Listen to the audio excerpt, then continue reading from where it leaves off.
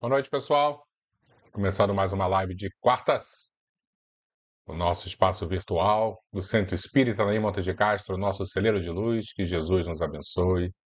Maria Santíssima, calme nossos corações. Espero que todos estejam muito bem. E hoje vamos falar um pouquinho sobre os discípulos, os seguidores mais próximos de Jesus, a quem também chamamos de apóstolos do Cristo. Eu, na segunda-feira, fiz uma palestra sobre esse tema. E aí eu pensei, por que não trazer também para a live essas verdades tão maravilhosas da vida que há 2000 anos Jesus semeou em nossos corações. E aí estarei eu aqui novamente falando sobre a história, sobre a linda história desses homens e mulheres. E aí eu já peço também mil desculpas para quem esteve na segunda-feira e teve a oportunidade de ouvir, mas eu não podia ficar circunscrito apenas ao ambiente físico e espiritual da nossa casa, nosso celeiro de luz. Eu achei que seria interessante também trazer para o ambiente virtual, justamente buscando alcançar pessoas que ainda não conhecem o nosso templo, não tiveram oportunidade de ir fisicamente lá nos conhecer. Ok? Então fica aqui minha sincera desculpa, tá? Minhas sinceras desculpas, justamente porque serei repetitivo em relação à segunda, tá? Mas antes de iniciarmos, gostaria de informar aqueles que estão chegando aqui pela primeira vez ou estão começando a nos seguir, que na nossa playlist no YouTube e também no Facebook existem nossos vídeos, ficam também guardados lá, gravados lá, diversos assuntos que tratamos, diversos pontos, alguns livros que já fizemos leituras em conjunto, como o livro A Caminho da Luz, um best-seller de Chico com Emmanuel, o livro Nosso Lar, outro best-seller, se eu não me engano, o maior recorde de vendas de Chico Xavier. Essa vez esse livro foi psicografado por André Luiz, pelo espírito de André Luiz, né? Chico psicografou o espírito de André Luiz. E por último, acabamos de finalizar Boa Nova, Chico com Humberto de Campos. E aí hoje também serve como um grande resumo de tudo que nós falamos nos últimos meses com a leitura do Boa Nova, que foi um livro belíssimo, belíssimo, belíssimo.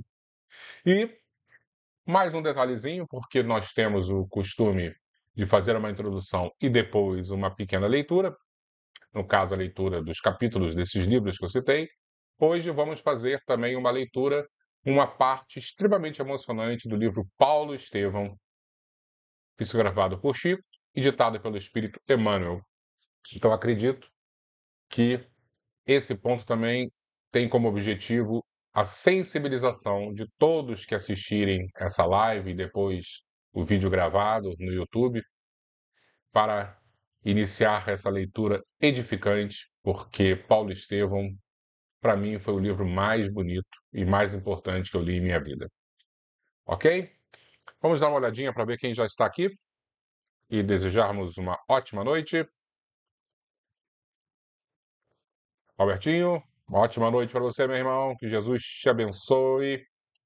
Manda aquele beijo especial para Ângela. Oi, Neia. Muito boa noite para você. Que Jesus também abençoe você e sua família. Marisa, tudo bom, Marisa? Já peço desculpas, Marisa estava lá segunda-feira. E aí vai ter que novamente ouvir as histórias.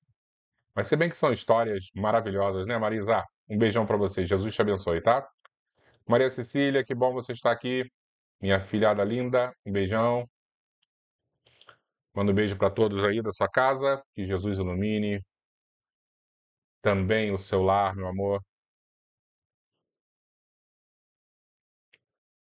Isso, a Neia tá falando que tá tendo um apagão, né? Mas como eu vou deixar gravado, né? Depois as pessoas entram e assistem. se não for ao vivo, né? Oi, Denise, muito boa noite. Jesus te ilumine também. Obrigado por você estar sempre aqui com a gente, tá? Dando essa força. Maria Terezinha, ótima noite. Que Jesus te abençoe, abençoe toda a sua família, principalmente seu neto. É isso, Albertinho. Uma ótima fonte de estudo, né? Então acho que podemos iniciar e aí as pessoas vão chegando devagarzinho. Temos muito o que falar. Vamos lá. Então, o que eu pensei em fazer? Uma breve revisão da Bíblia, né, de maneira muito superficial e rápida, só para a gente entender que a Bíblia, como vimos já no livro Boa Nova, tem duas partes. A parte inicial, a primeira parte, é o Antigo Testamento, que fala sobre desde a criação do universo, a criação da Terra, passando por Adão, depois Noé, depois Abraão, e assim vai, uma história lindíssima de um povo, muito inspirada pelos bons espíritos, por Deus, justamente para educar a nossa sociedade, né, que estava ainda em formação intelectual, ainda em formação moral. Então, os conceitos que ali são passados refletem também essa cultura, esse período da humanidade. Então, o Deus que é apresentado é um Deus, às vezes, muito cruel, né? Um Deus com aquela mão pesada que pune, que amedronta. E a segunda metade da Bíblia já é o Novo Testamento, onde a humanidade já está numa outra fase. Os espíritos chamam de maioridade espiritual e já são capazes de compreender uma nova visão desse Deus. E Jesus é o responsável por trazer essa nova visão, esse Deus que é Pai, esse Deus que é amor. Então nós vamos focar hoje no Novo Testamento, que começam com 4 textos, que eles chamam de 4 livros, são os evangelhos na ordem que surgem são evangelhos de Mateus, evangelho de Marcos, de Lucas e de João. João o evangelista. Não confundir com João Batista, o primo de Jesus, que é uma outra história à parte. E nesses 4 textos, nós vamos, nesse momento, conversar apenas brevemente sobre Marcos e Lucas. Depois a gente vai aprofundar um pouquinho mais Mateus e João.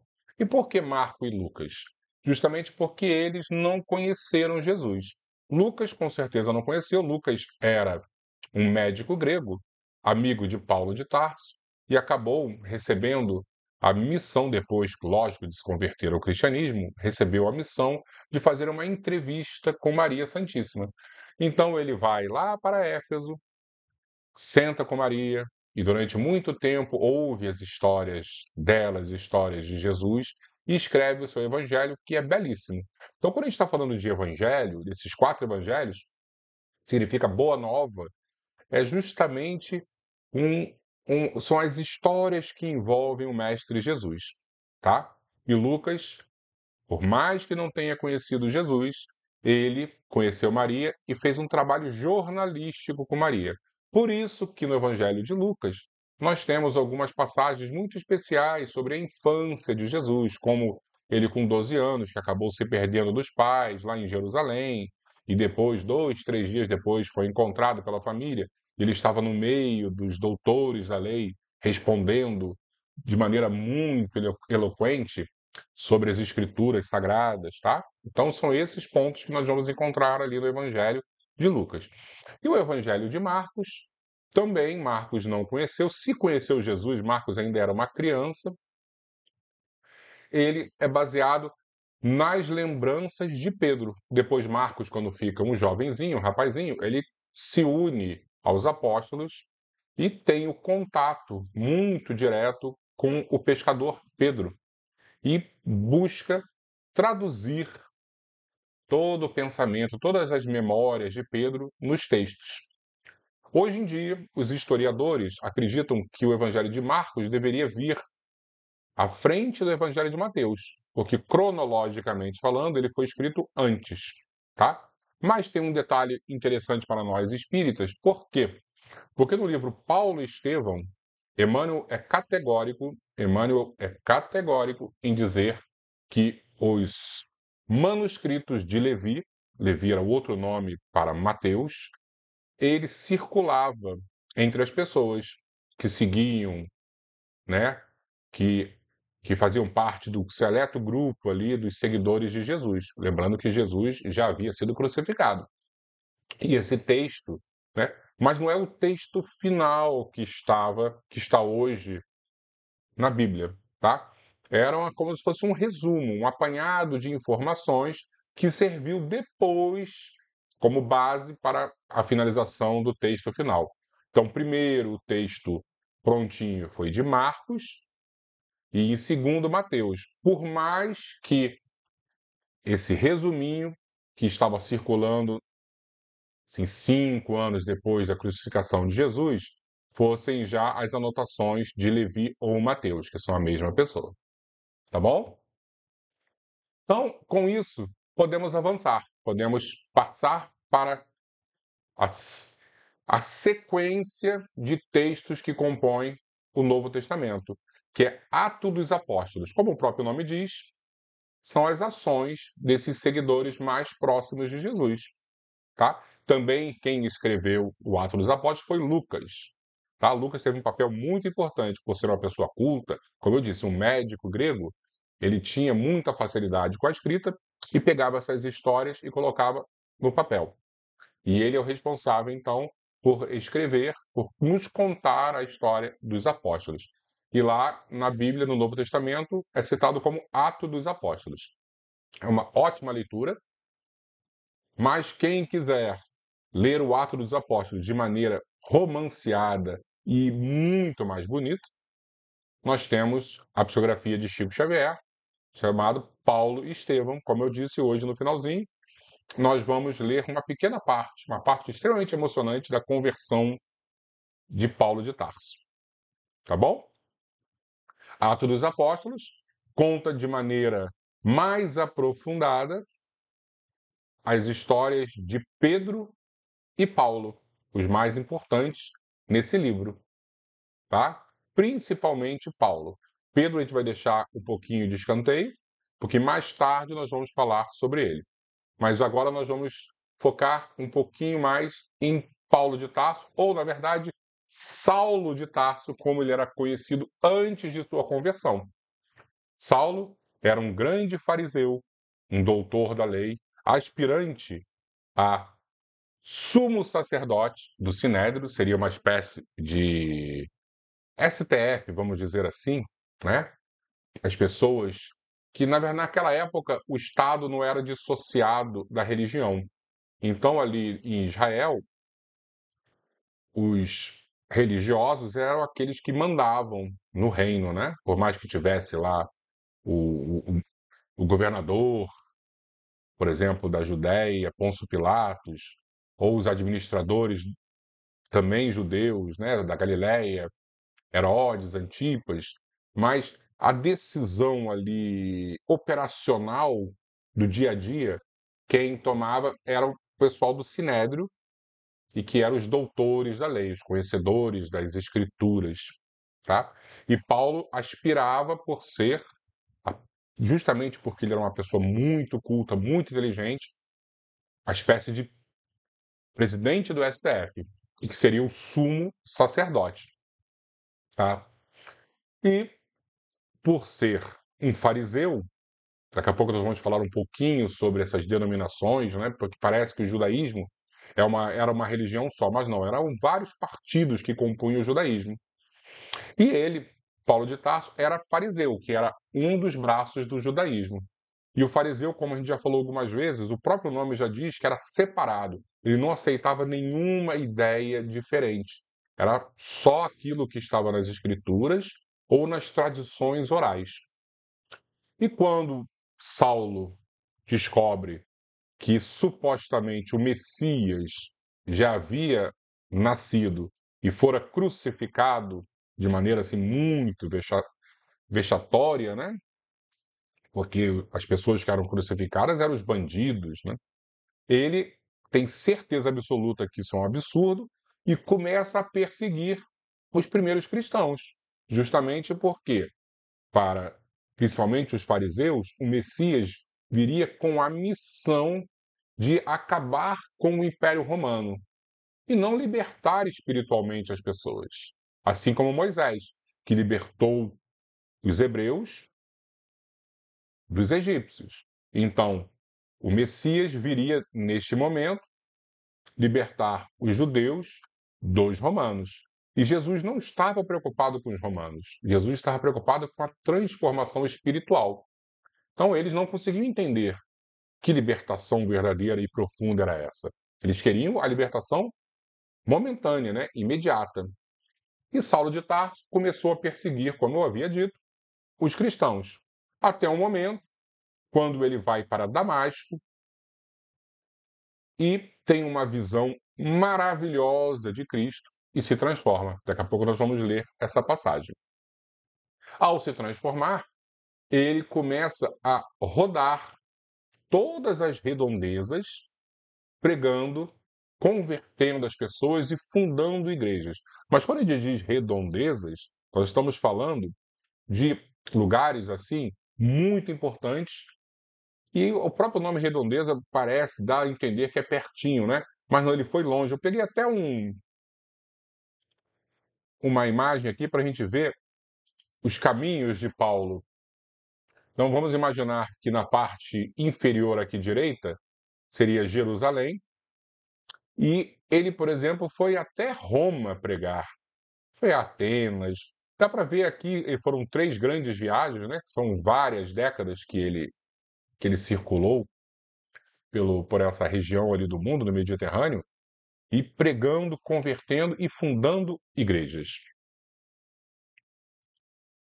E aí, quando ele estava distante, as igrejas que ele havia fundado tinham perguntas, tinham dúvidas, né? Queriam saber que direção seguir, qual era o entendimento de Paulo. Paulo, como não podia se deslocar, não era hoje em dia, né? Que você pega um avião, pega um trem, era tudo muito lento, ele mandava cartas. Então, no Novo Testamento, nós temos os 4 evangelhos, o Ato dos Apóstolos, depois as cartas de Paulo, que são as epístolas de Paulo, também conhecidas, e elas que baseiam muito o cristianismo, o entendimento desse movimento espiritual que Jesus aqui veio iniciar. Então, a visão cristã é muito baseada na visão de Paulo de Tarso, tá bom? Ele seria uma espécie de intérprete de Jesus, claro, com muitas limitações, que Paulo de Tarso era um ser humano. Jesus, por exemplo, é a hermenêutica divina. Ele é a interpretação de Deus. E aí a gente consegue enxergar que Jesus fez esse trabalho de maneira pura, limpa. Por quê? Porque Jesus, ele era conectado com Deus. Ele é conectado com Deus. Então ele conseguiu trazer a maneira assim perfeita da visão da divindade.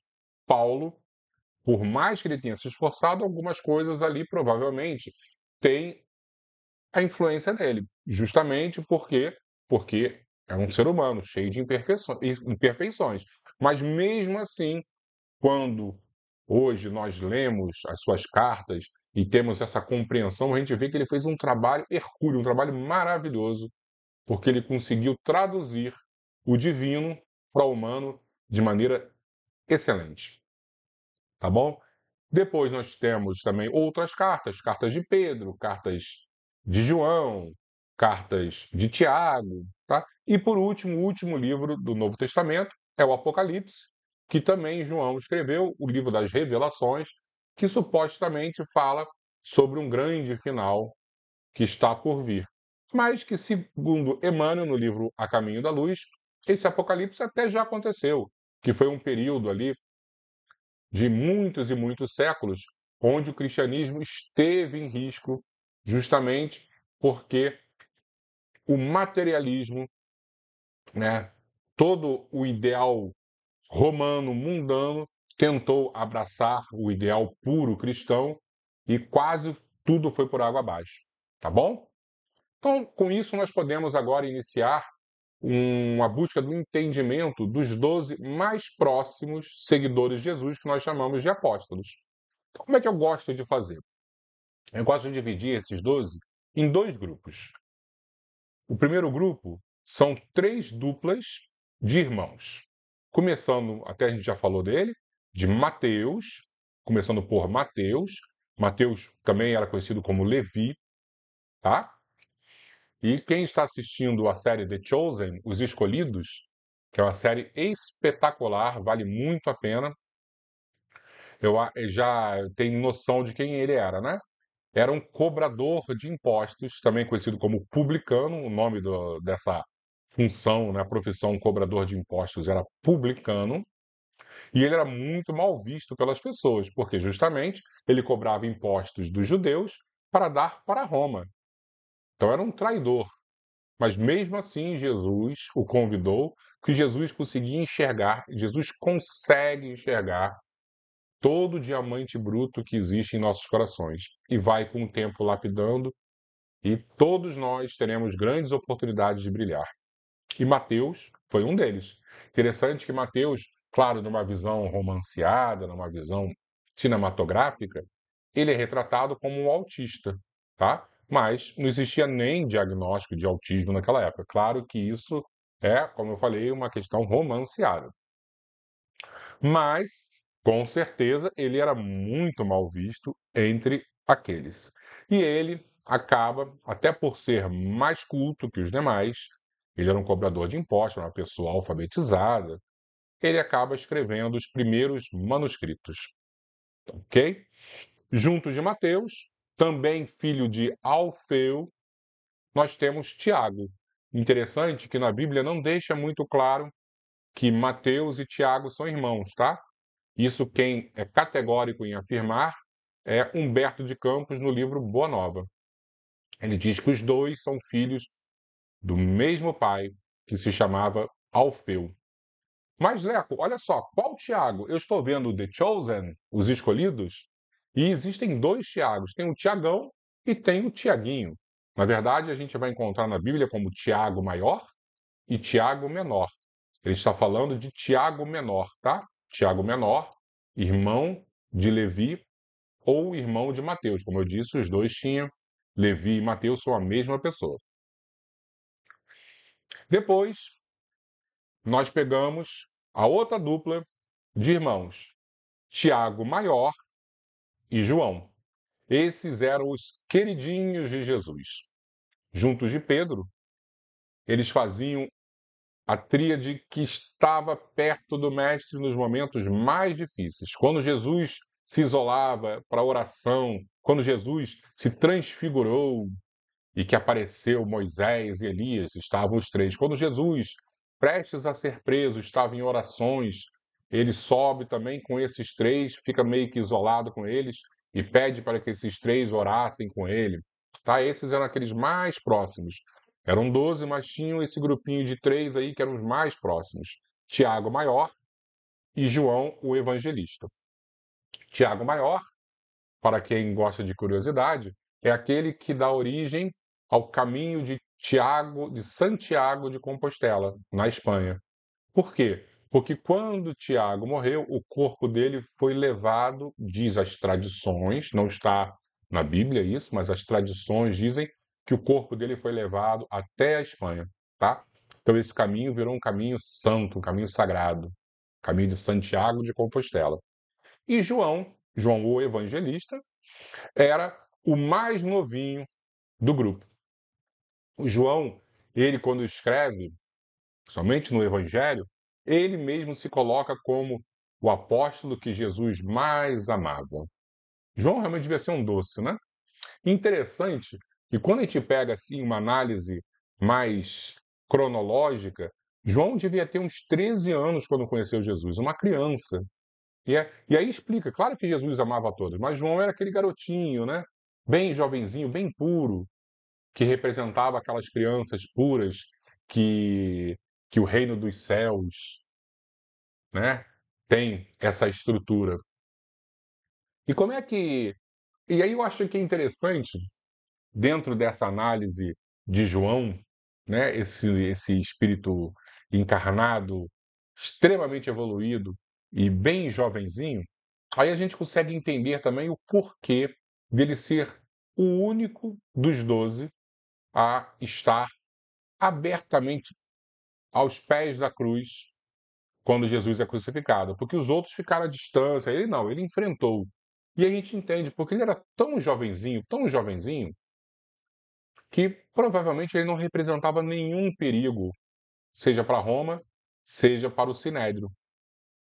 Então ele estava lá junto das Três Marias. Outra coisa, por que, que as mulheres estavam lá? Justamente porque, não porque elas fossem mais corajosas, porque às vezes a gente gosta de, que com certeza se as mulheres fossem presas também, elas deveriam ter debandado.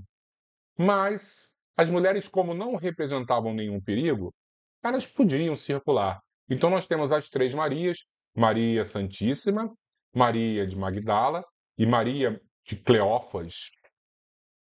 Essas três, Maria de Cleófas, supostamente era irmã de Maria Santíssima, tá? Os historiadores apontam nessa direção. Essas três e João estavam ali bem próximos de Jesus na sua crucificação. Depois desses quatro que apresentamos, nós temos mais dois apóstolos. Nós temos André e Simão, também conhecido como Pedro, os dois pescadores. André foi o primeiro a ser convocado, né, por Jesus. E Simão, logo em seguida, ouvindo as palavras, né, o chamamento de Jesus, acaba também se convertendo e seguindo o Mestre. Simão Pedro, nós vamos deixar mais para frente falar duas coisinhas. Primeiro, Pedro era um apelido, porque Jesus viu que ele era realmente uma rocha, uma pessoa muito firme, e colocou esse apelido nele. E a gente consegue entender não apenas, claro, que ele era uma fortaleza moral, mas também era o mais maduro, era o mais velho. E como é que a gente sabe que ele era o mais velho? Porque nos evangelhos existem uma passagem onde Pedro, conversando com Jesus, Jesus diz: Pedro, olha só, eles estão cobrando da gente a entrada aqui no templo. Faz o seguinte: só eu e você precisamos pagar. Vai lá, pega um peixe, dentro do peixe vai ter umas moedas, a gente paga. Por que só Jesus e Pedro? Porque apenas esses dois eram maiores de idade. Os outros 10 eram menores de idade. Tá? Então a gente já consegue entender também o porquê, claro, sem querer diminuir Pedro, sem querer diminuir João, as Três Marias, mas o porquê eles tinham esses papéis assim, um da rocha, os outros por estarem aos pés da cruz, porque era uma questão também cultural da sociedade daquela época. Ok? Então, agora vamos para os seis seguintes, já que já falamos de seis apóstolos. Nós temos um outro Simão, conhecido como Simão o Zelota, que aí, Zelota, quem está assistindo a série, né, Os Escolhidos, já deve estar mais ou menos lembrando quem era. Era aquele que andava armado, que era contra os romanos. Então, para a gente entender, como eu disse ali no início, o judaísmo, segundo Flávio Joséfos, que é um grande historiador do século I, ele diz que o judaísmo tinha quatro grandes vertentes. A primeira eram os fariseus, que eram os mais espiritualistas, não estou dizendo espiritualizados. Espiritualistas porque acreditavam em vida após a morte, acreditavam nos anjos, acreditavam na ressurreição. Flávio Joséfos até deixa claro que eles acreditavam na reencarnação. Tá? Então, os fariseus, eles tinham uma visão mais espiritualizada. Mas não quer dizer que eles seguissem isso. Eles acreditavam, mas como Jesus dizia, eles eram os hipócritas. Ok? E eles tinham uma compreensão, uma crença nas Escrituras, no Antigo Testamento, e também nas tradições orais. Em contraponto aos fariseus, nós temos os saduceus. Os saduceus já eram materialistas, não acreditavam em nada disso que os fariseus acreditavam. e acreditavam somente nas escrituras, não acreditavam nas tradições orais. E eles que compunham com o Império Romano. Então, de alguma forma, o judaísmo conseguia seguir de maneira assim, mesmo que trôpega, mas conseguia ainda existir, porque os saduceus eles faziam os acordos. E Joséfos diz que os saduceus eram muito corruptos, tá? Já os fariseus não.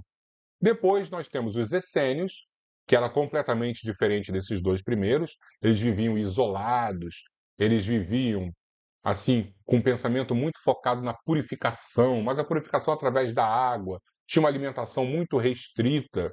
Então alguns vão dizer que o primo de Jesus, João Batista, eram os essênios, que João Batista não vivia, ele vivia onde? Vivia no deserto. João Batista comia gafanhoto e mel. João Batista batizava na água. Então, muitos vão dizer que João Batista fazia parte desse grupo dos essênios. Em quarto lugar, tinha os zelotas, que Simão, nós estamos falando dessas estruturas, por quê? Para chegar até o entendimento de Simão. Porque Simão fazia parte desse grupo dos zelotas, que nada mais era do que os fariseus mais rebeldes, terroristas, aqueles que tinham como objetivo matar os romanos. E aí, mais uma vez, Jesus, apesar dessa má inclinação de Simão o Zelota, ele convida-o e transforma esse diamante bruto num diamante resplandecente. Junto de Simão, nós temos Filipe e também Natanael. Natanael, às vezes, nós vamos ler a Bíblia, ele também vai ser chamado de Bartolomeu. Eu sei que é muito nome, é confuso, mas quando a gente for assistindo The Chosen, quando a gente for lendo a Bíblia, isso provavelmente vai ajudar na nossa compreensão. E Filipe e Natanael eram muito, muito amigos, tá? Depois, nós temos Tomé, São Tomé, que é muito famoso, era aquele que precisava ver para crer, todo mundo sabe disso. E aí eu fico imaginando, né, Maria de Magdala ou Maria Madalena vendo Jesus ressuscitado, voltando para falar a todos, e Tomé dizendo: "Não acredito. Eu só acredito se ele aparecer aqui na minha frente". E quando Jesus aparece, ele ainda precisa colocar a mão nas feridas do mestre para realmente acreditar. Nisso, uma pequena pausa, já que a gente já falou muito sobre Maria Madalena, hoje a gente vai falar rapidinho, tá? Não é que eu sou machista e não estou dando espaço para as mulheres, é porque em outros momentos nós falamos muito sobre Maria de Magdala. Olha que coisa mais bonita. Uma ex-prostituta que se converte e vira uma das seguidoras mais próximas de Jesus. Mais próximas até que muitos daqueles homens que ali estavam. Nesse momento, a gente percebe que o machismo, e a gente vai ver no Evangelho que muitos ali eram extremamente machistas, principalmente Pedro, que era provavelmente uma pessoa muito bruta, ele consegue olhar para Maria e não dissociar Maria Madalena de uma ex-prostituta ou de uma mulher. E as mulheres eram inferiores naquela época, né? Mas Jesus não. Jesus, quando vê Maria, ele vê o Espírito, ele vê aquele ser que está preparado para se transformar. E depois, voltando para os dois últimos, são os Judas. Judas Tadeu e Judas Iscariotes. Eu fico imaginando o coitado de Judas Tadeu, né, com esse nome tão importante, mas que caiu quase que em desgraça por ter o mesmo nome do traidor. E Judas Iscariotes, que a gente vai pegar um pouquinho mais para avaliar aqui, porque vai ser importante para a gente, era aquele que acabou traindo Jesus e Jesus fora crucificado. E aí é interessante a gente ver esse nome também Iscariote, né? Porque parece que a gente ouve assim, né? A gente acha que é simplesmente um sobrenome. Mas Iscariotes é uma cidade no sul de Israel. Então vamos ver aqui, deixa eu mudar a tela para a gente entender o que eu estou falando. Aqui são as regiões importantes no tempo de Jesus. Nós temos ao norte, ali em rosa, a Galileia, onde tem a cidade de Nazaré, que é a cidade onde Jesus passou a maior parte do tempo, Cafarnaum, que é a cidade onde Jesus morava, né? Depois que começou o seu ministério, provavelmente morava na casa de Pedro, às margens do lago de Genezaré. No centro nós temos a Samaria, onde a gente já falou várias vezes dos samaritanos que não eram judeus, os galileus ali do norte eram judeus. Na Samaria eles não eram judeus e, muito pelo contrário, né? Eles odiavam os judeus e os judeus odiavam os samaritanos. Está aí a parábola do bom samaritano para exemplificar isso. E ao sul nós temos a Judéia, que era a região mais desenvolvida, muito mais do que a Galiléia. Então, os judeus da Judéia olhavam com extremo desprezo os galileus, tá? Os galileus eram agricultores, eram pescadores, analfabetos. Já o pessoal da Judéia, eles tinham muito mais cultura, eles tinham templo, Jerusalém fazia ali parte dessa região. E Judas Iscariotes era o único da região da Judéia. E aí a gente começa até mesmo que fazer uma análise como a intelectualidade sozinha, longe da moralidade, pode ser um perigo. E é interessante a gente ver, né, que Judas, ele era o contador do grupo. Ele que fazia os pagamentos, ele que controlava as finanças. E por que não Mateus, já que Mateus era, de uma certa forma, o cobrador de impostos, o contador ali dessa da parte romana com os judeus? Porque ninguém confiava em Mateus. Então, deixaram tudo nas mãos de Judas. Que perigo, né? Com isso, a gente começa a tentar entender agora o porquê de Judas ter traído Jesus. Porque os historiadores vão dizer, eles são categóricos em afirmar, que Judas, na verdade, não queria trair Jesus. Judas acreditava tanto que Jesus era o Messias, né, era o escolhido, e que, na hora que ele fosse colocado contra a parede, ele iria mostrar realmente todo o seu poder. Eles viam que Jesus ele ressuscitava os mortos, ele curava, eles todos tinham certeza que o mestre era um ser muito especial, muito divino. E Judas, como era muito imediatista, na verdade todos eram muito imediatistas, mas muito imediatista e muito vaidoso, pelo que a gente consegue entender da personalidade de Judas, ele acaba fazendo um trato com o Sinédrio e entregando Jesus. Por quê? Porque nesse momento Jesus, que para ele era meio paradão, precisava de um empurrãozinho para se mostrar, e aí ele ia mostrar todo o seu potencial. Essa era a visão dos historiadores. Mas Humberto de Campos, no livro Boa Nova, diz que não foi exatamente assim. Que Judas fez o acordo com o Sinédrio, né? Justamente para entregar Jesus, trair Jesus e ganhar em troca um cargo extremamente importante. Como ele se achava muito superior aos demais, porque ele era culto, porque ele era a pessoa que fazia a matemática do grupo, ele assumiria esse cargo, depois ele daria um golpe, libertaria Jesus e Jesus junto dele, eles destruiriam, né, Roma e trariam o reino de Deus à terra. Só que ele não entendeu que a psicologia de Jesus sempre foi pacífica e jamais, jamais iria ter alguma ação violenta.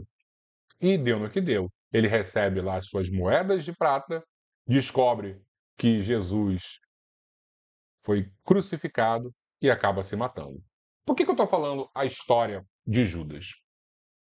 Porque justamente a gente, pegando o exemplo de Judas, a gente consegue analisar o exemplo de Simão Pedro, porque também era imediatista, como todos os outros, eu disse. Também tinha suas vaidades, mas ele teve paciência. Pedro, ele negou Jesus 3 vezes. E eu fico imaginando aquele pobre pescador que se dizia um grande defensor do mestre, que jamais iria traí-lo, que iria estar ao lado dele por todo o tempo. Surge o primeiro problema, abandona, se esconde como um covarde. É claro que ele também foi tentado, assim como Judas, a buscar a solução através do suicídio. Só que ele se permitiu errar e se permitiu retornar de maneira mais madura e consciente, modificado. E é isso que nós precisamos compreender hoje. Porque, de alguma forma, todos nós também agimos de maneira vaidosa, de maneira covarde, de maneira impensada, imediatista. E às vezes nós vamos desistir pela vergonha, pela dor, pelo medo, pelo cansaço. Mas não podemos agir como Judas. Nós podemos fugir. Temos que olhar o exemplo principalmente de Pedro, que aguentou firme e que transformou, junto de Jesus, o nosso planeta. Isso é muito importante a gente compreender. E é muito importante também compreendermos que, apesar de todos os erros, de toda a falha, Jesus, quando volta ressuscitado, oferece 3 vezes a oportunidade para Pedro se reerguer. Jesus pergunta: Pedro, tu me amas? E Pedro responde: sim. Então, apacenta as minhas ovelhas, pastoreia o meu rebanho, Pedro. E logo em seguida ele pergunta novamente: Pedro, tu me amas? Sim, mestre. Então apacenta as minhas ovelhas. E pela terceira vez ele pergunta: Pedro, tu me amas? Sim, mestre. Então apacenta as minhas ovelhas. Se Pedro negou Jesus 3 vezes, Jesus também por 3 vezes ofereceu a chance de Pedro se reerguer e afirmar que o amava. E se Pedro tivesse negado Jesus 1000 vezes, Jesus ofereceria também 1000 vezes a oportunidade para Pedro. E é isso que a gente precisa trazer para as nossas vidas. Sempre teremos a oportunidade. Sempre Jesus vai oferecer uma nova chance, um novo caminho, uma nova solução. Não vamos nos fechar. Vamos lembrar de como esses homens foram importantes, como eles compreenderam o valor do sofrimento. Porque quando Jesus insinuava que iria sofrer, eles duvidavam de Deus. Como Deus vai fazer isso com o próprio filho?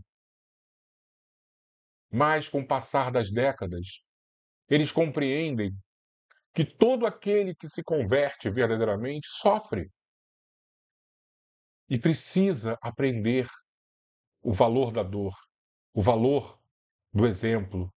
E Jesus veio aqui justamente para ensinar à humanidade que, apesar de sendo o único não merecedor de sofrimento algum, ele se doou à humanidade. Ele sofreu por nós. Ele exemplificou. E nós que somos cheios de pecados, temos que pegar esses exemplos e compreender o valor do sofrimento. A dor faz parte do tratamento. A doença faz parte da cura. E Jesus nos ensinou isso. E os apóstolos, compreendendo de maneira madura, também deram prosseguimento. Era isso que eu queria falar hoje. E eu acho que podemos iniciar a breve leitura do livro Paulo e Estevão, quando Saulo está a caminho de Damasco. Vamos ler.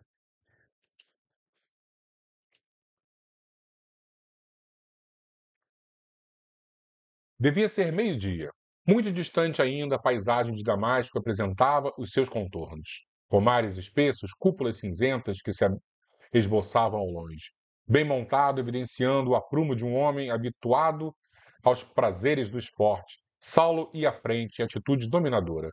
Em dado instante, lembrando que Saulo estava indo de Jerusalém até Damasco, justamente perseguir cristãos. Em dado instante, todavia, quando mal despertara das angustiosas cogitações, sente-se envolvido por luzes diferentes da tonalidade solar. Tem a impressão de que o ar se fende como uma cortina, sob pressão invisível e poderosa. Intimamente, considera-se presa de inesperada vertigem após o esforço mental, persistente e doloroso. Quer voltar-se, pedir o socorro dos companheiros, mas não os vê. Apesar da possibilidade de suplicar o auxílio. Jacó, Demétrio, socorram-me! Grita desesperadamente. Mas a confusão dos sentidos lhe tira a noção do equilíbrio e tomba do animal, ao desamparo sobre a areia ardente. A visão, no entanto, parece dilatar-se ao infinito. Outra luz lhe banha os olhos deslumbrados, e no caminho que a atmosfera rasgada lhe desvenda, vê surgir a figura de um homem de majestática beleza, dando-lhe a impressão de que descia do céu ao seu encontro. Sua túnica era feita de pontos luminosos, os cabelos tocavam os ombros, a Nazarena, os olhos magnéticos emanados de simpatia e de amor, iluminando a fisionomia grave e terna, onde pairava uma divina tristeza. O doutor de Tarso contemplava com espanto profundo, e foi quando, numa inflexão de voz inesquecível, o desconhecido se fez ouvir. Saulo, Saulo, por que me persegues? O moço tarcense não sabia que estava instintivamente de joelhos. Sem poder definir o que se passava, comprimiu o coração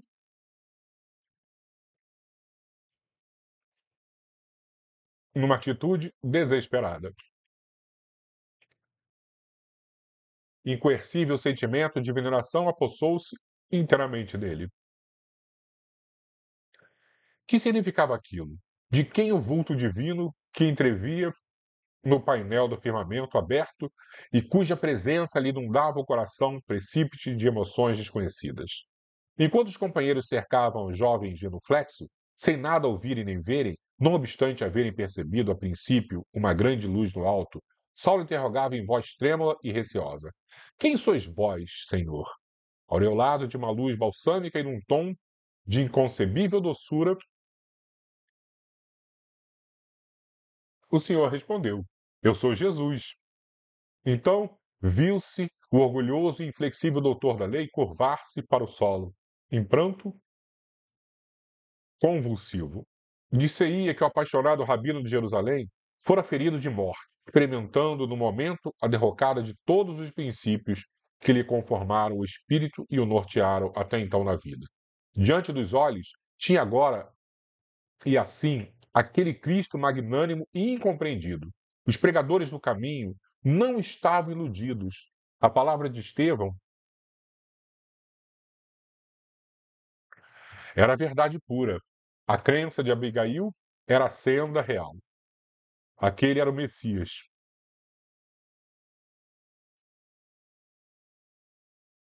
A história maravilhosa de sua ressurreição não era um recurso lendário para fortificar as energias do povo. Sim, ele, Saulo, via-o ali no esplendor de suas glórias divinas. E que amor deveria animar-lhe o coração cheio de augusta misericórdia, para vir encontrá-lo nas estradas desertas, a ele, Saulo, que se arvorara e perseguidor implacável dos discípulos mais fiéis. Na expressão de sinceridade de sua alma ardente, considerou tudo isso na fugacidade de um minuto. Experimentou invencível vergonha do seu passado cruel. Uma torrente de lágrimas impetuosas lavava-lhe o coração.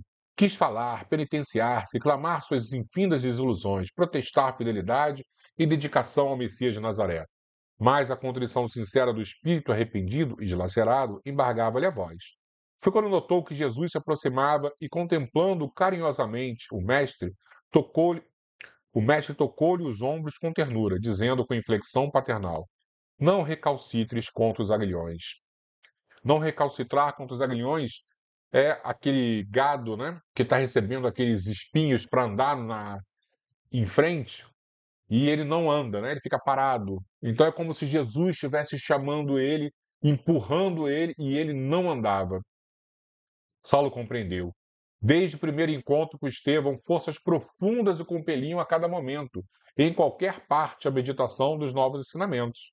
O Cristo chamara-o por todos os meios e de todos os modos, sem que pudesse entender a grandeza divina daquele instante.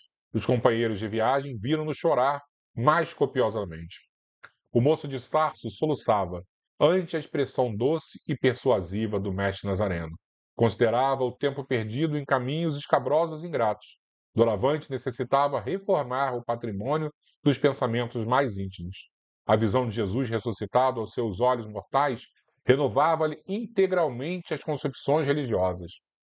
Certo, o Salvador apiedava-se do seu coração leal e sincero, consagrado ao serviço da lei, e descera da sua glória, estendendo-lhe as mãos divinas. Ele, Saulo, era a ovelha perdida no resvaladouro das teorias escaldantes e destruidoras.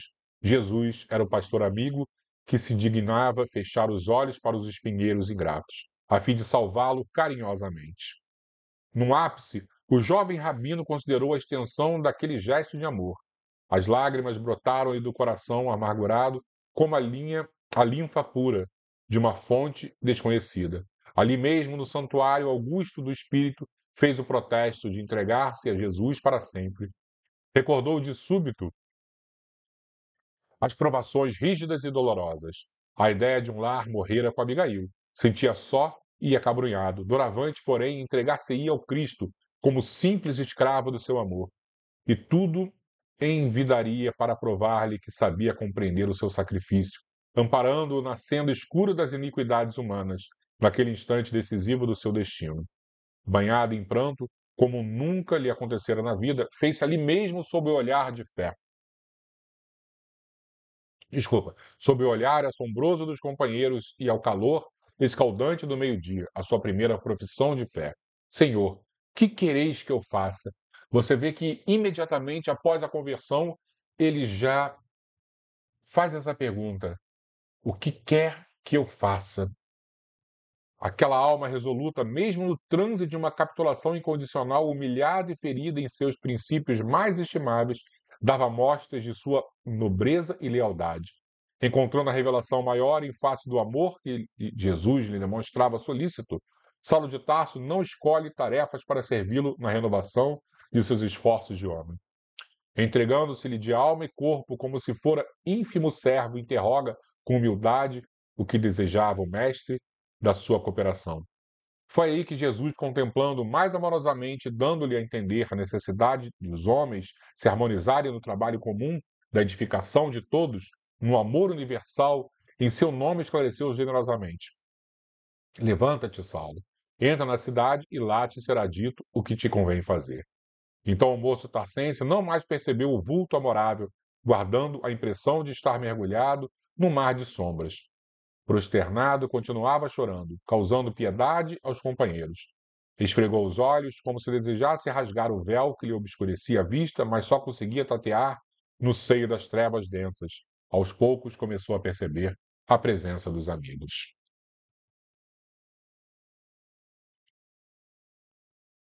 E aí, pessoal, depois dessa pequena leitura, quem sabe, quem não leu, inicia esse grande aprendizado moral, e quem já leu, relê, justamente porque o tempo vai passando, nós vamos ficando mais maduros, mais sábios, e quando voltamos a ler um livro tão maravilhoso desse, a nossa compreensão é outra.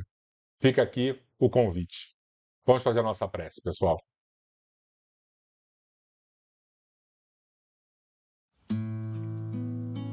Vamos fechar os nossos olhos, então, cheios de alegria nos nossos corações, lembrando de todos esses nomes que modificaram os rumos da humanidade. Lembrar de Jesus também é lembrar de São Pedro, também é recordar de João Evangelista, também é sentir a transformação de Saulo no apóstolo dos gentios. Pensar em Jesus é ter em sua mãe a mãe de toda a humanidade. Vislumbrar a luz do Messias é perceber que ele refletiu o amor de Deus em nossas vidas, principalmente perdoando os nossos pecados e libertando as nossas aves ainda tão inseguras para voos maiores. Jesus, agradecer é o nosso primeiro mandamento de hoje. Sabemos das nossas limitações, das nossas fraquezas, dos nossos medos, das nossas fragilidades. Mas como não agradecer a força que advém contigo quando abraçamos de maneira sincera o teu Evangelho? E é por isso, Senhor, que nosso segundo mandamento hoje é pedir. Pedir que realmente possamos transformar as nossas vidas. Seguir de maneira sóbria e linear o caminho que o Senhor trilhou e atravessou para nos mostrar que é possível. Fica conosco, querido amigo de todas as horas. E que todos nós possamos unir os nossos corações, fortalecendo o nosso ideal em Cristo Jesus, justamente para que de alguma forma as nossas vidas ganhem sentido e que esse sentido seja o verdadeiro, que é o sentido do amor. Assim seja, Senhor.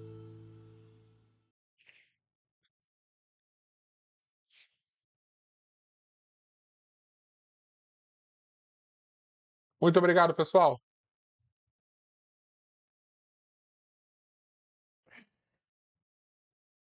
Estudo de muita emoção hoje. Peço desculpas, porque às vezes, com a minha singela mediunidade, quase uma pedra, eu sinto uma, uma paz, um equilíbrio que eu vejo que não é meu. E isso acaba me emocionando bastante. Obrigado a todos e que estejamos sempre com Jesus, com Maria e principalmente com Deus Pai. Até semana que vem, pessoal. Boa noite.